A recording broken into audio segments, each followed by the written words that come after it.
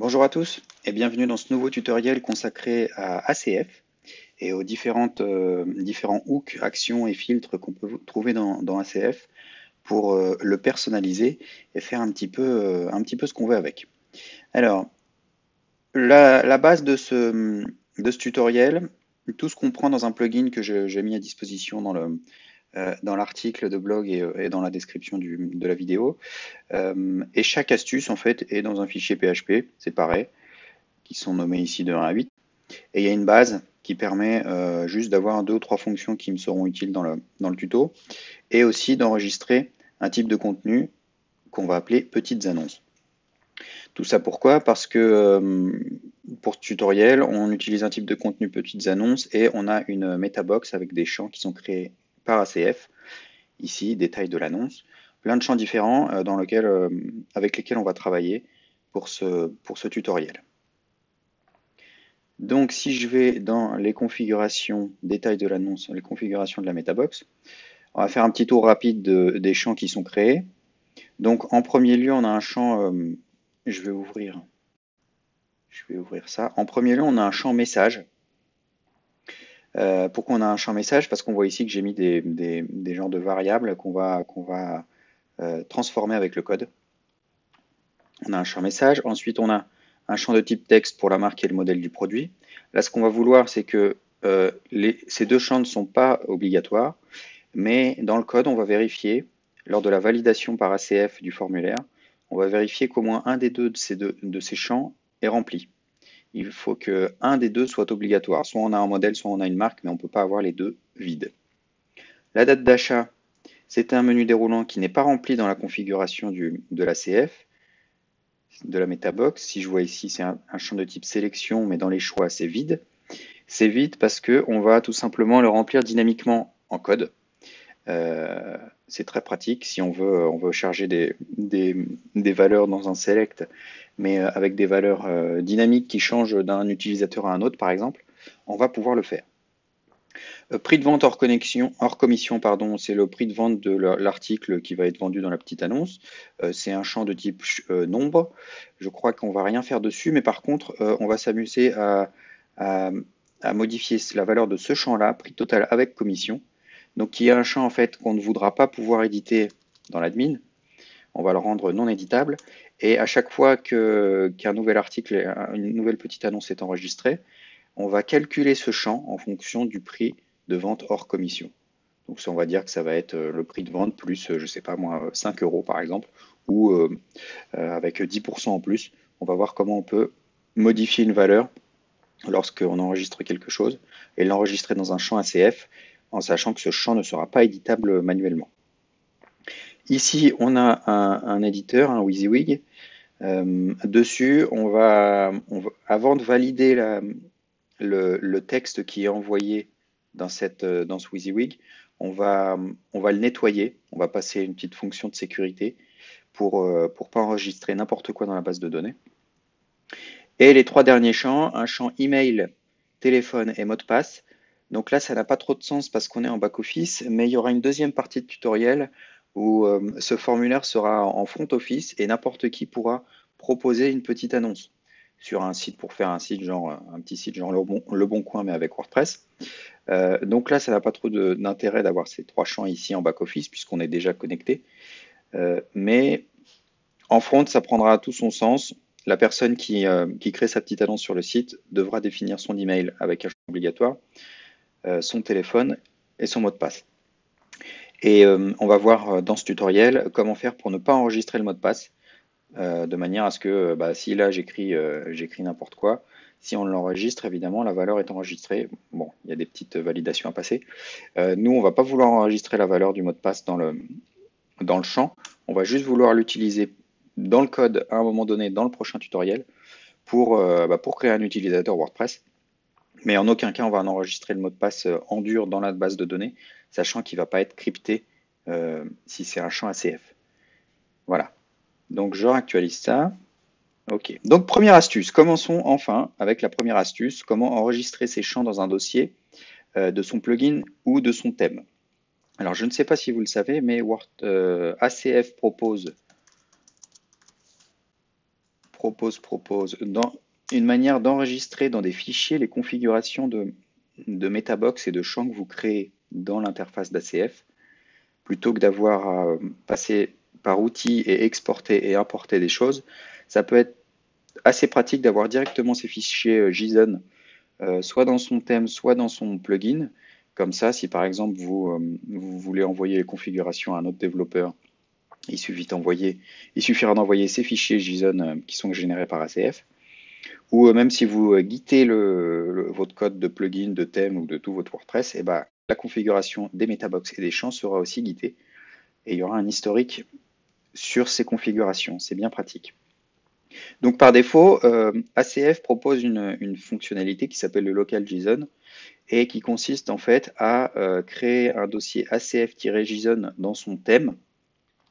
Et si vous avez créé un dossier qui s'appelle ACF-JSON dans le thème utilisé actuellement sur votre WordPress, à chaque fois que vous enregistrez une Metabox, si vous mettez à jour, ACF va mettre à jour ou créer un fichier JSON dans le dossier ACF-JSON de votre thème.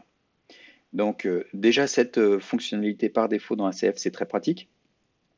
Mais si vous travaillez par exemple dans un plugin, il y a peu d'intérêt, c'est pas très logique d'enregistrer les fichiers JSON d'ACF dans les dossiers du thème. Heureusement, on peut indiquer à ACF qu'on veut enregistrer et charger ces fichiers ailleurs, grâce à deux filtres que ACF propose, qui est ce filtre ACF Setting Save JSON pour changer l'endroit où va être enregistré les fichiers, et ACF Setting Load JSON pour lui dire de regarder dans un autre dossier en plus des dossiers qu'il regarde déjà pour charger d'éventuels JSON de configuration de Metabox. On va voir dans tous les petites astuces, les hooks, donc les actions et les filtres d'ACF, commencent toujours par ACF/, et puis après il y a un nom qui suit. Et parfois ce nom est dynamique. On va voir dans un prochain fichier que le nom peut évoluer et peut être beaucoup plus précis. On va voir ça. Donc ce filtre ACF Setting Save JSON va nous permettre d'indiquer un nouvel endroit, enfin le nouvel endroit dans lequel ACF devra enregistrer les fichiers JSON. Alors pour tester, c'est tout simple. Donc j'ai supprimé le fichier JSON qui existait déjà. Par contre, j'ai créé le dossier ACF-fields, il est vide. Si je retourne dans la configuration de ma Metabox ici et que tout simplement je la mets à jour pour enregistrer à nouveau, on va voir qu'ACF nous crée un fichier JSON dans le dossier qu'on lui a demandé, qu'on a défini ici. Et dans ce fichier, on a toute la configuration de la Metabox en question. Donc la Metabox s'appelle détail de l'annonce et la configuration de tous les champs de cette Metabox, de ce groupe de champs. Voilà, ça c'est bien pratique. On veut évidemment, si on les enregistre, on veut fort probablement qu'ACF charge les éventuels fichiers JSON qui sont dans ce dossier. Si jamais leur configuration, on voit ici en fin de fichier, on voit un timestamp modified, donc la date et l'heure à laquelle ce groupe de champs a été enregistré ou créé. Si ACF voit qu'il y a des fichiers JSON avec des timestamps plus récents que les éventuels Metabox qu'on a déjà dans WordPress, ça veut dire qu'il faut les mettre à jour, et à ce moment-là, dans la partie groupe de champs ici, il y aura un nouvel onglet qui dit synchronisation disponible, et via cet onglet, on pourra les mettre à jour. Si je le bidouille manuellement, je ne sais pas si ça a marché, je vais mettre 30 secondes en plus, ouais, mais genre, je ne sais pas si ça a marché, ça va remettre. Voilà, si j'actualise, voilà. J'ai modifié le timestamp, donc on a officiellement rendu ce fichier JSON plus récent que la configuration de la Metabox détail de l'annonce qu'on a. Donc ACF l'a remarqué, et il nous dit que celui-ci peut être mis à jour, on le synchronise, et on aura donc la nouvelle version. Bon, là on n'a rien changé, mais on aura une nouvelle version de ces champs et de cette Metabox. Voilà la première astuce. Donc deux filtres, ACF Setting Save JSON et ACF Setting Load JSON. Je mets la documentation en haut la documentation officielle en haut du fichier. Deuxième astuce, on va désactiver un champ pour le rendre non éditable. Comme on a vu tout à l'heure, le champ prix du produit hors commission, on va pas pouvoir, on veut pas qu'il soit éditable et qu'on puisse rentrer un nombre ici. C'est le système qui va dynamiquement enregistrer le prix avec la commission comprise dans le prix. Et ça va s'enregistrer via le code dynamiquement à chaque fois qu'on enregistre un nouvel article, une nouvelle annonce. Donc là, c'est un autre filtre, pardon, qui s'appelle ACF Load Field. Il y a une très bonne documentation, je crois. On va copier ça. Il y a une bonne documentation ici même pour en savoir un petit peu plus, mais on va faire le tour du propriétaire.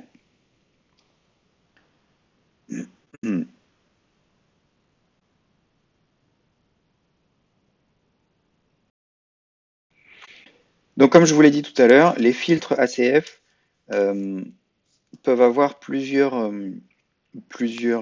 noms, on va dire, comment dire. Donc, comme je vous le disais tout à l'heure, les filtres ACF ont un nom dynamique. C'est-à-dire que le filtre le plus simple qui nous intéresse ici, c'est ACF/loadField.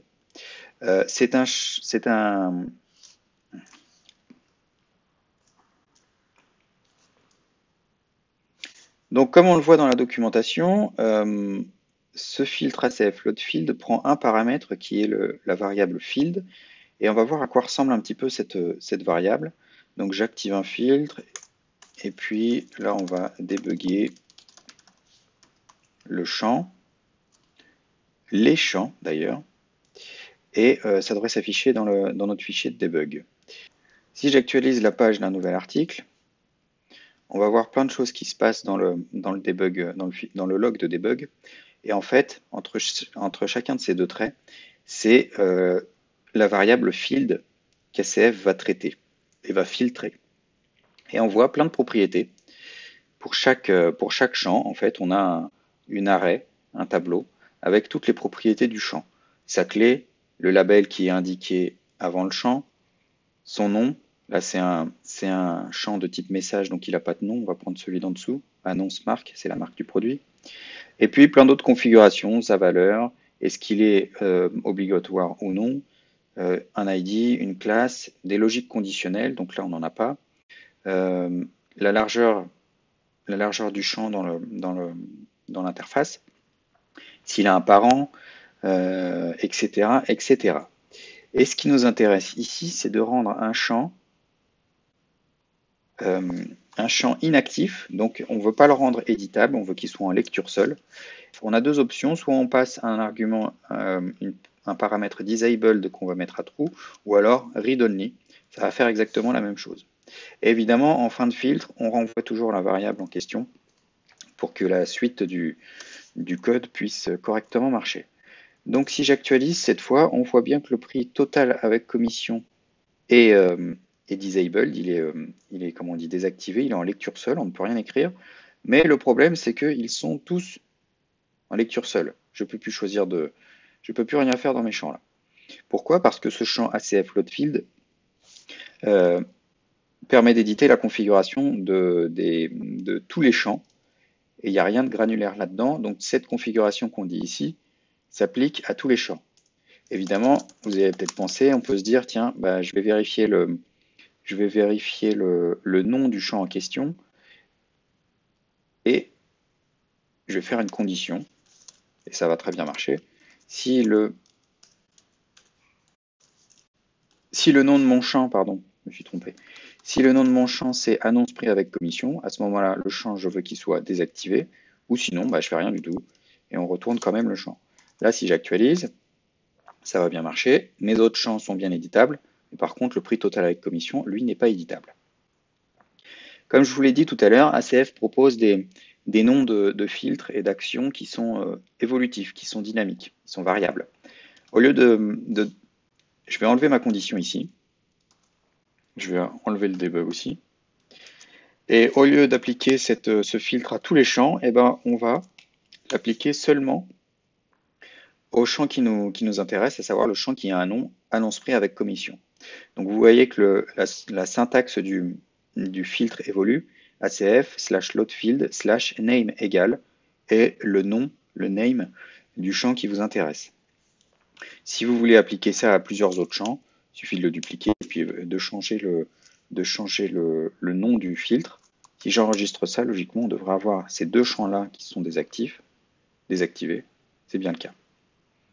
Ça marche aussi avec d'autres arguments avec d'autres paramètres que le nom du champ.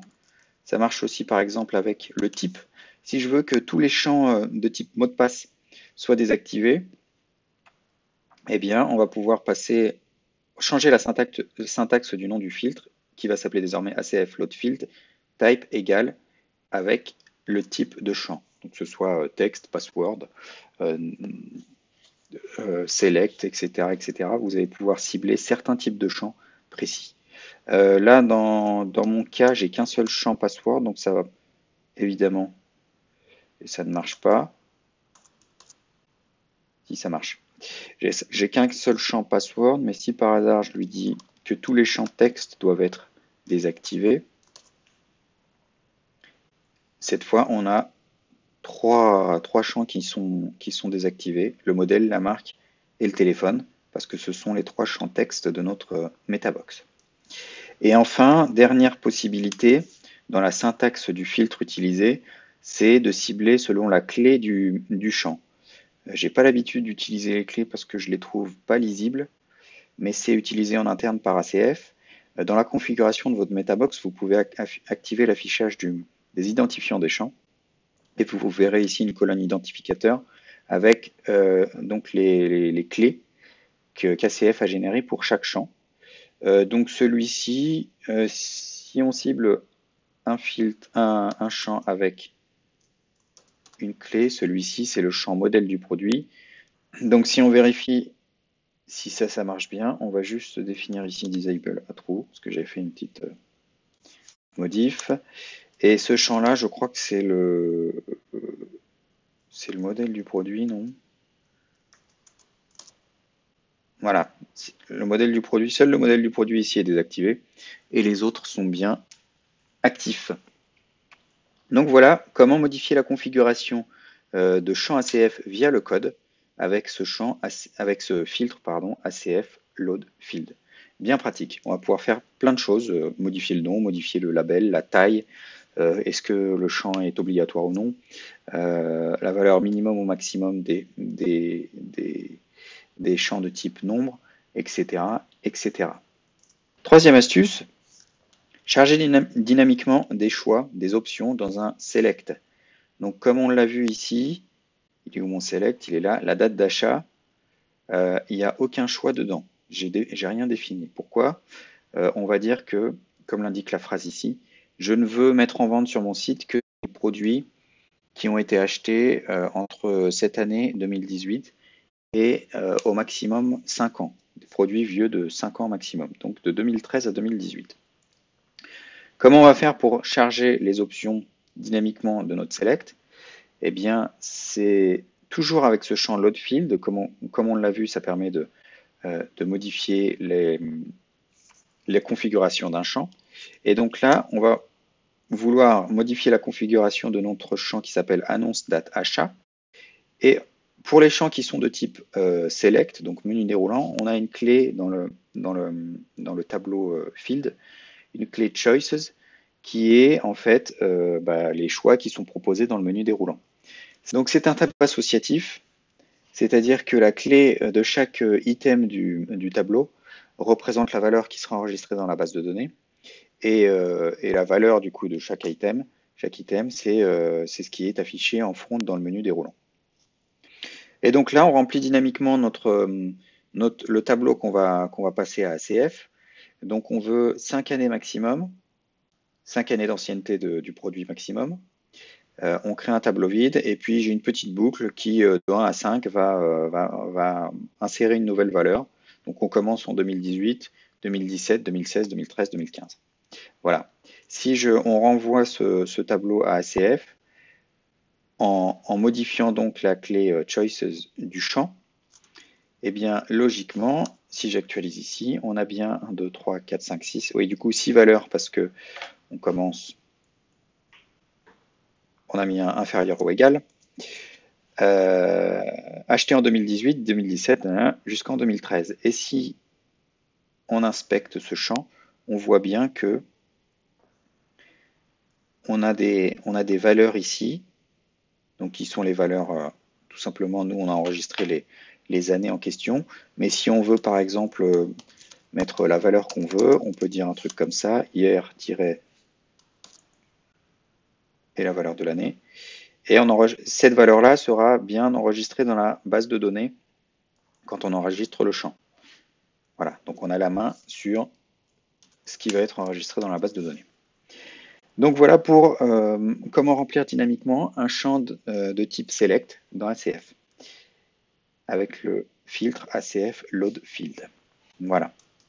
La quatrième astuce, est-ce qu'on reste avec ACF load field? Oui, on garde le même filtre et on va remplacer des variables dans un champ de type message. Alors, comme on l'a vu tout à l'heure, j'ai un message ici tout en haut qui dit « Attention, nous n'acceptons que les produits relativement neufs achetés entre », là on a une variable bizarre, date début, et date de fin. On va vouloir, donc dans la configuration, évidemment, dans la configuration de mon champ de type message, j'ai clairement écrit % date début et % date de fin. Et on veut que le code, avant d'afficher le champ, nous remplace ces valeurs date de début et date de fin. Et ben on est toujours avec le même filtre, donc ACF load field, et cette fois, on va vouloir que cette logique s'applique à tous les champs de type message. Peut-être que dans d'autres champs de type message, je vais mettre d'autres variables que je vais vouloir charger dynamiquement. Donc je vais l'appliquer à tous les champs de type message. Donc notre filtre utilisé a la syntaxe ACF / loadfield / type égale message.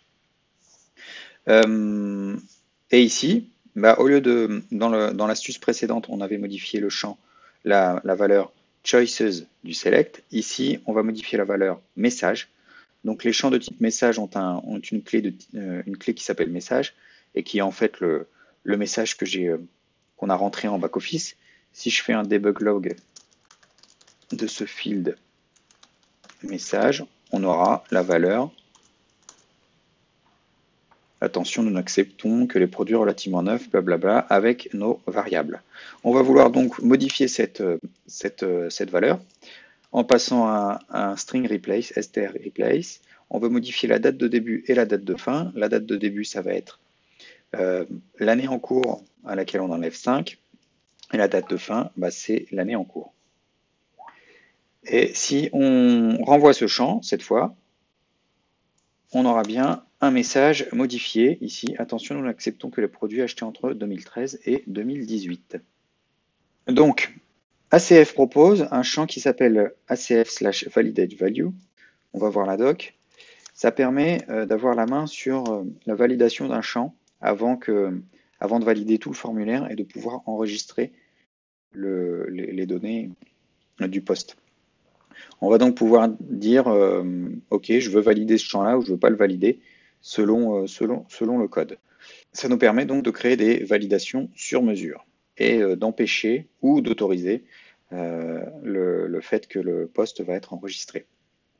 Dans notre cas, on va vouloir analyser la valeur du champ. Je vais enlever ça. On va vouloir analyser la valeur du champ annonce marque et annonce modèle.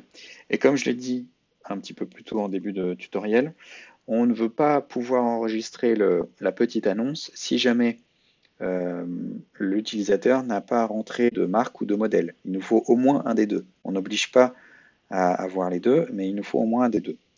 N'oubliez pas que le champ est volontairement, ces deux champs-là sont volontairement non obligatoires, et c'est la validation sur mesure qu'on va faire ici qui va nous permettre de dire à ACF, ok, ce champ-là, on ne le valide pas, ou ce champ-là, on le valide. Donc comment ça se passe? Ici, j'ai une petite fonction maison qu'on retrouve dans le fichier base.php qui nous permet, plutôt que d'aller chercher les valeurs d'un champ selon sa clé, qui est assez illisible, ici, je vais chercher la valeur d'un champ avec son nom. Donc, on peut faire un debug log du poste, de la valeur poste. Donc, c'est toutes les données qu'on enregistre lorsqu'on va cliquer sur publier ici. Et on voit les valeurs ACF et sont comprises dans ce tableau ici, post ACF. Et hélas, au lieu d'avoir des noms tout propres, on a des champs. Les champs sont référencés par leurs clés, donc field avec des trucs bizarres, des nombres et des chiffres. Je trouve ça pas du tout lisible, donc d'où cette petite fonction qui va nous permettre d'aller chercher dans dans la variable post les valeurs qui nous intéressent, mais en indiquant les noms, à savoir la marque et le modèle. Donc dans deux variables, on va enregistrer la marque et le modèle, et c'est une condition toute simple. Si les deux sont vides, si l'utilisateur n'a rien défini dans la marque et dans le modèle, eh bien, pour empêcher une validation, soit on retourne donc true pour dire à ACF que c'est valide et c'est bon, il n'y a pas de problème, ou alors on lui envoie une chaîne de caractères, et cette chaîne de caractères va être utilisée comme message d'erreur au-dessus du champ. C'est-à-dire que, on l'a vu ici, si je le refais, je ferme tout, hop, si je publie, on reçoit un message d'erreur qui dit que 5 champs requièrent votre attention, donc il y en a d'autres évidemment, mais ces deux-là reçoivent tous les deux un message d'erreur, et qui est en fait la valeur qu'on a retournée dans notre fonction. Il nous faut au moins la marque ou le modèle du produit. Voilà. C'est très pratique ce hook qui s'appelle validate value parce qu'on peut faire des logiques dynamiques et vérifier si, je ne sais pas, si une variable est supérieure à une autre ou des choses comme ça. On peut par exemple, on va annuler ça, et puis on va dire, exemple très bête, mais si la marque est inférieure au modèle, on va les caster en entier. On lui dit la marque doit être supérieure au modèle. Ça ne veut rien dire, mais c'est juste pour faire un test. Donc là, on va dire 10, là, on va dire 20. Et c'est pas validé, et on a bien le message qu'on vient d'inscrire. Si par contre, on met 20 ici et 10 ici, ces champs-là sont valides. J'ai publié et il n'y a pas de message d'erreur qui s'affiche. Donc voilà, nous, on va juste avoir cette condition ici. Si on a les deux marques et modèles qui sont vides, la validation est fausse, on ne peut pas valider l'envoi du poste et ACF va bloquer l'utilisateur. Donc voilà pour le champ, pour le filtre ACF Validate Value. L'astuce numéro 6, on va voir un autre filtre qui s'appelle cette fois ACF Update Value et qui va nous permettre de modifier la valeur qui va être enregistrée dans la base de données lorsque ACF va l'enregistrer tout bêtement. Et en cas concret, pardon, en cas concret, on va vouloir, pardon, ça c'est faux, on va vouloir nettoyer, sécuriser la valeur d'un champ WYSIWYG. Parce que les champs WYSIWYG dans ACF, il me semble qu'ils ne peuvent pas nativement nettoyer avec la fonction KSES. Donc on va nettoyer cette valeur avant de l'enregistrer dans la base de données. Donc le filtre ACF Update Value fonctionne exactement comme là. On va vouloir appliquer cette logique seulement aux champs de type WYSIWYG et on a en amont une valeur qui nous est envoyée et qu'on va devoir renvoyer, modifier ou non, pour que ACF puisse enregistrer la valeur. On va nettoyer tout simplement la valeur que l'utilisateur a rentrée dans le WYSIWYG en passant la fonction WP-KSES post. On peut tester quelque chose qui va être un petit peu plus visible. On va dire que value, ça va être value plus hello, coucou, bonjour. Donc si tout va bien et que j'écris quelque chose là-dedans et que je publie, je vais mettre une adresse email et un mot de passe.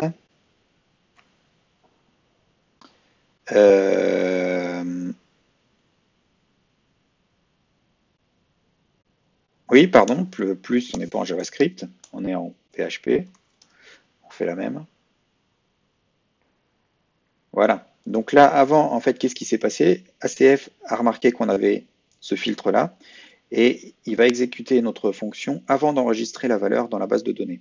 Donc on a rajouté à la valeur du WYSIWYG hello, coucou, bonjour. Voilà Filtre update value, je vais enlever ça, mais c'est un process de sécurité pour éviter que les gens qui vont proposer des petites annonces écrivent des tags HTML qui ne sont pas autorisés ou du code malicieux. Donc on va passer la valeur du WYSIWYG dans une fonction qui va nettoyer, ça c'est une fonction native WordPress qui va nettoyer le WYSIWYG du post. Alors, septième astuce, on va vouloir enregistrer un post title lorsque à chaque fois qu'on met à jour un post, une petite annonce. Et on va donc analyser un petit peu le filtre ACF Save Post. Donc astuce numéro 7. Le filtre ACF Save Post, donc cette fois, celui-ci, il n'a pas de logique de syntaxe dynamique. C'est seulement ACF Save Post. Et il s'exécute quand ACF va enregistrer les données dans la base de données et va enregistrer le post, en fait. Il y a une petite astuce à savoir. Si on exécute quelque chose avant la priorité 10, on aura les valeurs du poste en question avant qu'elles soient enregistrées dans la base de données. Si on exécute notre fonction avec une priorité supérieure à 10, ACF aura déjà fait son job, il aura déjà enregistré les valeurs de ces champs dans la base de données. Et donc, si on fait des fonctions comme getField, on va récupérer des valeurs du poste, on aura les valeurs actuelles les plus récentes et non pas celles juste avant qu'ACF enregistre toutes les valeurs et même que WordPress enregistre toutes ces valeurs des autres champs. Donc ça, c'est un petit truc à savoir. Si vous avez des valeurs bizarres dans vos variables, dans votre fonction, quand vous vous hookez sur ACF Save Post, c'est fort probablement que vous avez la mauvaise priorité, vous êtes inférieur à 10 et vous avez encore accès aux anciennes valeurs. Mais si vous avez une priorité supérieure à 10, vous aurez bien votre code qui s'exécutera après et vous aurez donc accès aux valeurs actuelles, aux valeurs toutes fraîches, quoi. Et donc ici, lorsqu'on enregistre, ici, on va récupérer la marque de la petite annonce, le modèle, et tout simplement, on va vouloir mettre à jour le titre du poste qui est créé pour que le titre soit la marque, espace, le modèle. Mais vu que la marque et le modèle sont tous les deux facultatifs, mais pas en même temps, on va peut-être avoir que la marque ou que le modèle. D'où ce sprintf ici qui nous permet d'afficher un espace entre les deux ou non. Voilà. Donc si j'enregistre ici mon exemple, on va appeler ça Seb minute cook et que je mets à jour, on verra que le titre du poste est mis à jour, Seb espace minute cook, parce que notre hook se lance bien et fait toute la logique comme il faut.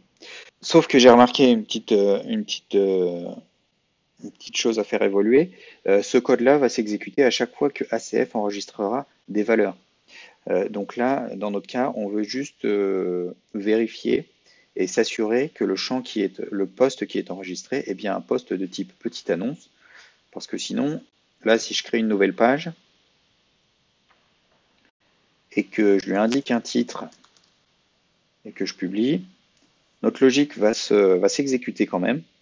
Et du coup, notre action SavePost s'est bien exécutée et a complètement supprimé le titre de la page parce que il est allé chercher la valeur du modèle et de la marque. Mais là, on est sur une page, il n'y en a pas. Et donc, c'est tout vide. On va donc vouloir juste vérifier que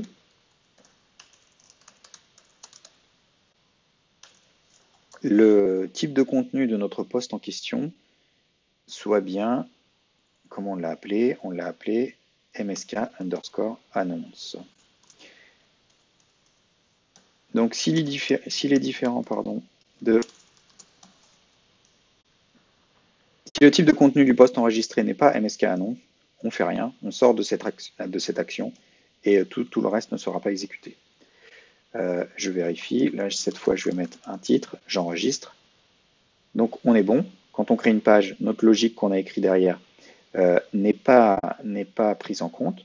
Mais par contre, si je rajoute une nouvelle petite annonce, ou plutôt si j'édite celle-ci, la logique va bien se lancer et le titre du produit est bien mis à jour à chaque fois avec la marque et le modèle. Et si par exemple il n'y a pas de marque, il n'y aura que le modèle et inversement, S'il n'y a que la marque, il n'y aura pas le modèle. Voilà. Donc ça, c'est une nouvelle action. Cette fois, on n'a vu que des filtres avant, mais cette fois, c'est l'action ACF Save Post qui nous permet de, soit de mettre à jour des valeurs ou alors de faire des logiques complètement autres. Je ne sais pas s'il y a des mails à envoyer, s'il y a une API à contacter, etc. On va pouvoir hooker sur cette action à chaque fois que ACF va enregistrer un post. Une dernière fois, je leur dis, en dessous la priorité 10, vous aurez accès aux anciennes valeurs du poste avant qu'elles soient modifiées. Et au-dessus de la priorité 10, vous avez bien les valeurs actuelles qui viennent d'être fraîchement enregistrées dans la base de données. Et vous pourrez en faire ce que vous voulez. Voilà pour cette action ACF Save Post. Et on va terminer avec notre dernière astuce. On retourne sur le filtre ACF Update Value. Et cette fois, on va vouloir ne pas enregistrer la valeur d'un champ. Donc c'est assez simple en fait. On va activer notre filtre, donc ACF Update Value, et on va vouloir activer ce filtre uniquement sur le champ mot de passe qu'on a créé. Mais éventuellement, si vous créez beaucoup de champs mot de passe, vous pouvez faire quelque chose de plus global qui ressemble à ça, et qui dit à ACF d'exécuter un filtre, une action, une fonction sur tous les champs de type mot de passe. Nous, on va le vouloir juste sur celui qui nous intéresse. Et tout simplement, vu que ACF s'attend à une valeur de retour pour mettre à jour la valeur du champ, on va lui retourner la valeur nulle. Et cette valeur-là va donc empêcher l'enregistrement de la méta mot de passe dans les métas du poste. On va vérifier dans un premier temps en retournant quelque chose comme mot de passe. Si j'enregistre et que je vais voir, la base de données, on va regarder pour ce champ-là. Où est-ce qu'il est? Il est là. Annonceur mot de passe. On voit bien que le mot de passe qui a été enregistré, c'est pas du tout ce que j'ai écrit moi, mais c'est la valeur mot de passe parce qu'on a forcé ACF à enregistrer cette valeur. Et on voit bien qu'il y a une méta qui est créée, évidemment. Par contre, si on lui envoie la valeur nulle et qu'on enregistre, on voit tout de suite que le champ est vide parce qu'il n'y a plus rien dans la base de données.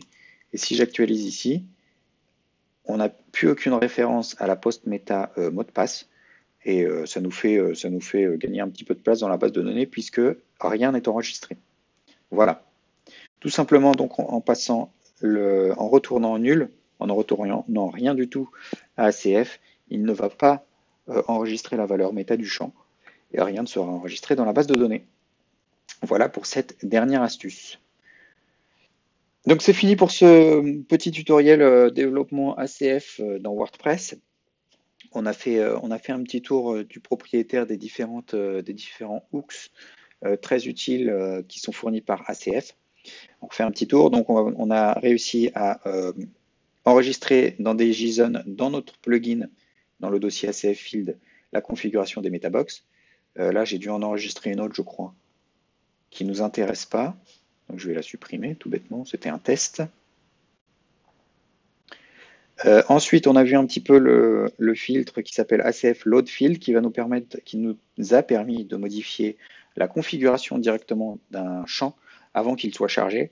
Si on veut, pour certaines raisons, forcer l'obligation d'un champ, ou si on veut changer son nom, si on veut changer des valeurs qui sont affichées dans son label ou dans son message, on a vu tout ça. Et ça se joue sur le filtre ACF Load Field. Ensuite, juste avant que le ACF envoie pour de bon les valeurs dans la base de données, on a la main sur la validation des champs avec le filtre ACF Validate Value, ce qui va nous permettre, nous en l'occurrence ici, on s'est permis de comparer deux valeurs de champs pour valider ou non la validation d'un champ et son envoi. Donc on va pouvoir soit forcer la validation et dire ce champ est toujours valide, ou alors granulairement, selon certaines conditions, dire non, ce champ-là n'est pas valide, et envoyer le message d'erreur que l'on souhaite. Ensuite, quand la valeur est mise à jour dans la base de données, on a aussi un hook qui nous permet de filtrer cette valeur.